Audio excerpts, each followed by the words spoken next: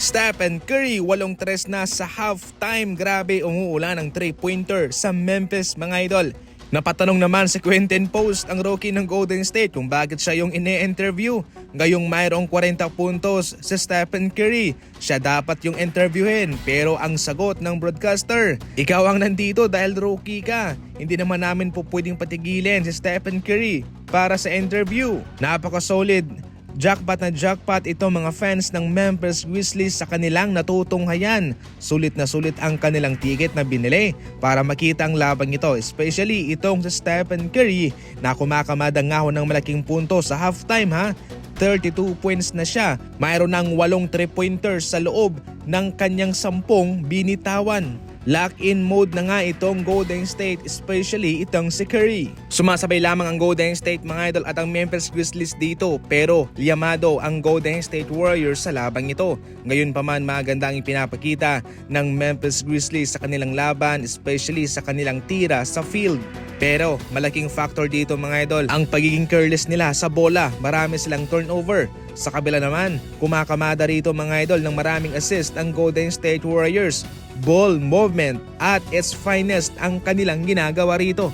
Sa pagpasok naman ng fourth quarter, sumasabay lang ang dalawang kupunan. Yung kanilang puntos mga idol hindi nagkakalayo. Itong Memphis Grizzlies sinusubukan nilang maungusan itong Golden State pero bigo pa rin sila. Nagdomina itong si Stephen Curry na mayroong 52 points mga idol and 12 3-pointer para tapusin na ang laban. Panalo ang Golden State Warriors. Top 5 na sila.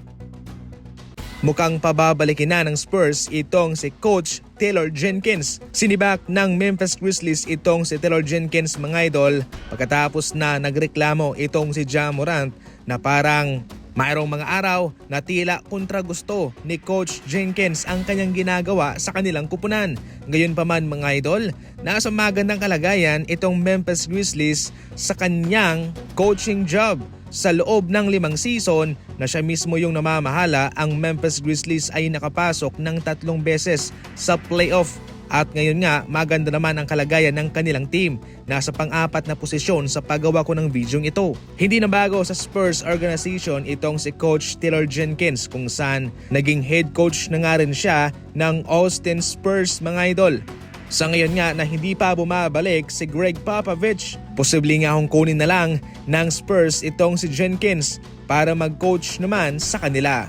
Sa ating huling balitang Memphis Grizzlies pa rin po tayo mga idol.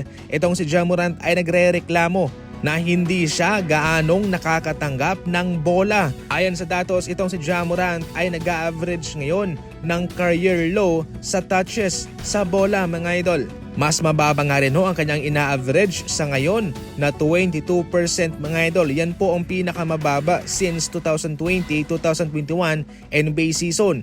Kaya hindi ito nagugustuhan ni Ja Morant at nagre-reklamo siya. Yan lang muna sa ngayon ang ating mga balitang basketball. Maraming salamat po sa panonood.